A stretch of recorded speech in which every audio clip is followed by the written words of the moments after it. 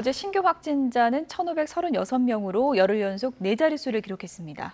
여름 휴가철과 방학을 앞두고 있어서 확산세를 꺾는 게 쉽지 않을 수도 있다는 전망이 나오고 있습니다. 취재기자 연결합니다. 김종균 기자. 네, 사회부입니다.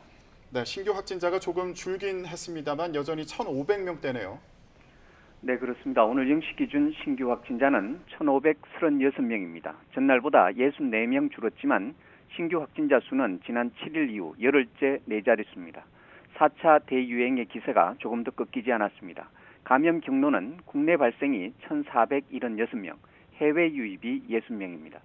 지역별 국내 발생 상황을 보면 수도권은 어제도 1,100명이 넘었습니다. 서울이 564명, 경기 448명, 인천 95명으로 수도권만 1,107명이나 됩니다. 비수도권도 확산세가 만만치 않습니다.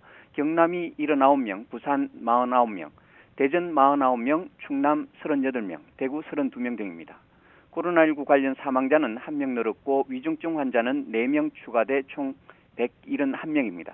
특히 이 같은 확산세를 막기 위해서는 백신 접종이 중요한데 어제 1차 백신 접종자는 12만 2천여 명, 2차 접종자도 12만 2천여 명이었습니다. 전체 인구 대비로 보면 1차 접종자는 31.1%, 2차 접종까지 마친 사람은 12.3%입니다.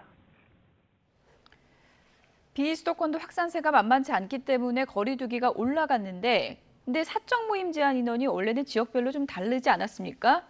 김부겸 총리가 5인 금지로 이걸 다 좀 통일해달라 이렇게 오늘 아침에 주문을 했죠.